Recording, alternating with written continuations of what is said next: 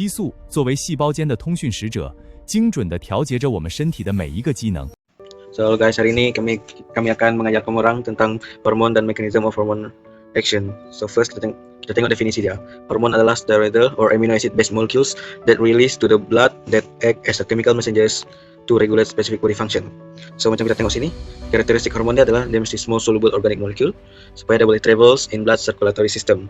And then dia akan fits into specific receptor binding site. And hormon tu dia mesti spesifik untuk particular target cell dia. And then dia effective in low concentration. Kalau dia high concentration, dia akan trigger negative feedback mechanism. Okay. Then kita ada dua type of hormone, which is lipid soluble and water soluble.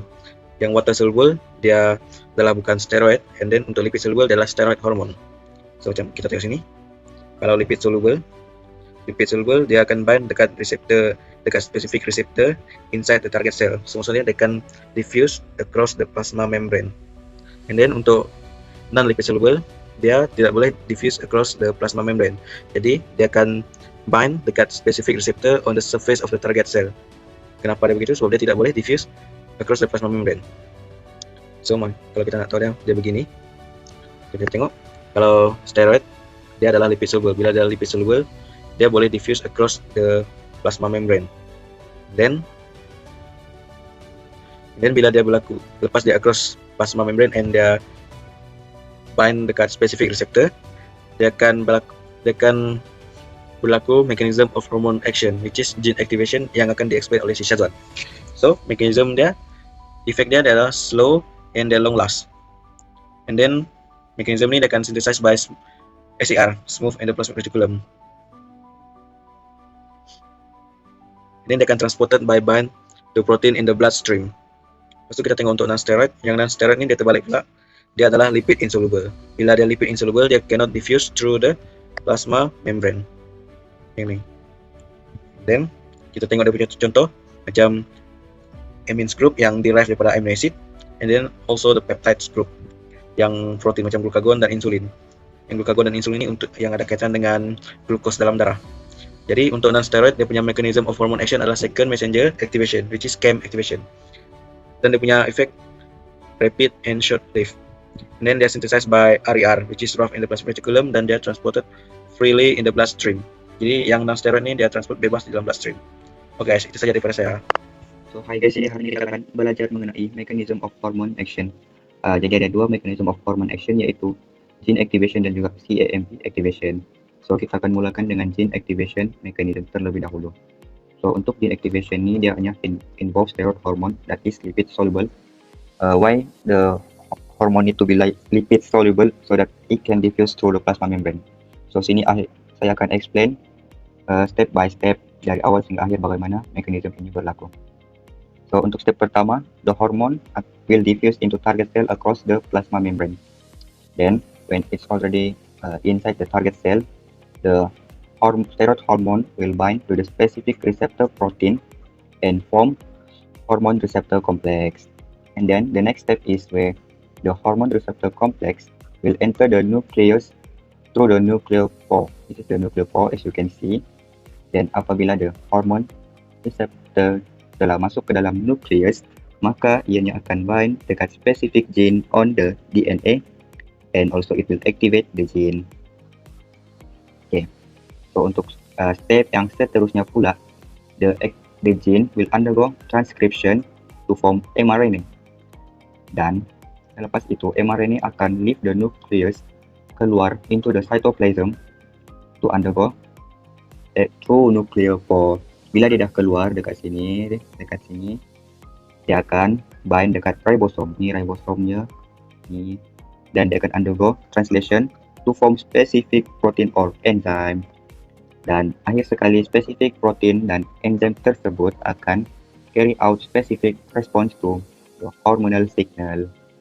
Jadi sebagai penjelasan ringkasnya pula, awal-awal steroid hormon tu dia akan diffuse masuk ke dalam plasma membrane dan dia akan bind dekat specific receptor proteinnya. Dan lepas dia bind dia akan form hormone receptor complex. Bila dia form, dia kompleks tu akan masuk ke dalam nucleus dan dia akan bind dekat specific gene on DNA dan transcription akan occur. Bila transcription occur, mRNA akan kena produce Bila mRNA sudah kena produce, dia akan keluar dari cytoplasm dan dia akan pergi kepada ribosom supaya boleh undergo translation dan dia boleh synthesize spesifik protein, dan akhir sekali spesifik protein yang kena synthesize tu dia akan cause cell response. Jadi itu saja untuk mekanisme yang pertama. Okay guys, jadi untuk mekanisme yang kedua kita ada CAMP activation. Jadi mekanisme ni dia hanya involve non-steroid hormone yang dimana ianya soluble in water but it cannot diffuse through plasma membrane. So apa yang akan non-steroid hormone ini buat, dia akan act as the first messenger dan dia akan bind dekat G protein receptor in the target cell membranes. Ini reseptor dia. Apabila dia telah bind, dia akan form hormone receptor complex sama seperti mekanisme pertama yang tadi. Seterusnya, the hormone receptor complex akan bind dan activate the G protein, and the activated G protein will bind and activate the adenylyl cyclase. So kita boleh anggap G protein ini sebagai suatu macam bateri untuk hidupkan adenylyl cyclase ni. Apabila adenylyl cyclase ni kena activated, maka ianya akan catalyze conversion of ATP to CAMP. Macam mana dia catalyze? Dia akan melakukan removal of 2-phosphate. Dan seterusnya CAMP ini pula akan act as the second messenger which will activate the protein kinase A in the cytoplasm.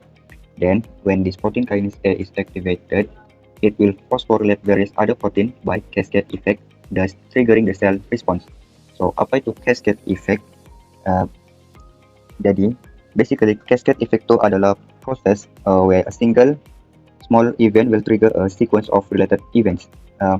Like in this case, we can see that the example given show that the activation of the protein kinase A by CAMP will lead to activation of an enzyme that are required for breakdown of glycogen into glucose, where the liver will release the glucose into the bloodstream. Jadi alright, kesimpulan ringkasnya, non-steroid hormone that cannot diffuse through plasma membrane will bind with the G protein receptor and form hormone receptor complex, and then it will bind and also will activate the G protein, where the G protein again will bind with the adenylyl cyclase.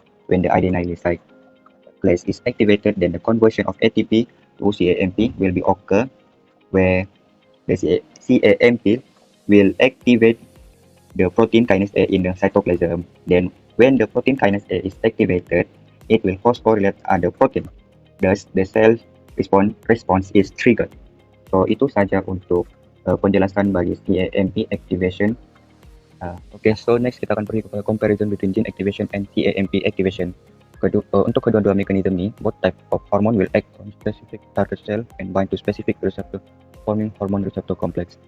So untuk poin ni, ianya berkait rapat dengan the lipid soluble and lipid insoluble punya properties. So kita tahu yang gene activation ni lipid soluble, hanya untuk yang lipid soluble.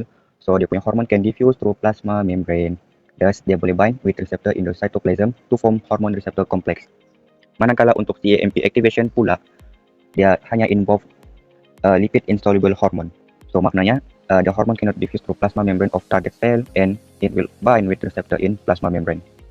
So next, for gene activation, hormone receptor complex will activate the gene on DNA, while for CAMP activation, it will activate the G protein. So there will be no production of CAMP in gene activation, while in CAMP activation, there will be CAMP produced from the ATP. Next, the transcription and translation will occur since there is gene used in this mechanism, while in CAMP activation, transcription and translation does not occur sebab dia guna CAMP as the second messenger. So in gene activation, there will be no cascade effect, while in CAMP activation, cascade effect will occur. So lastly, gene activation ni dia akan take longer time, but it will produce long-term effect, while the CAMP take a shorter time or faster, but it will produce short-term effect. So itu sahaja daripada kumpulan kami. Sekian dan terima kasih.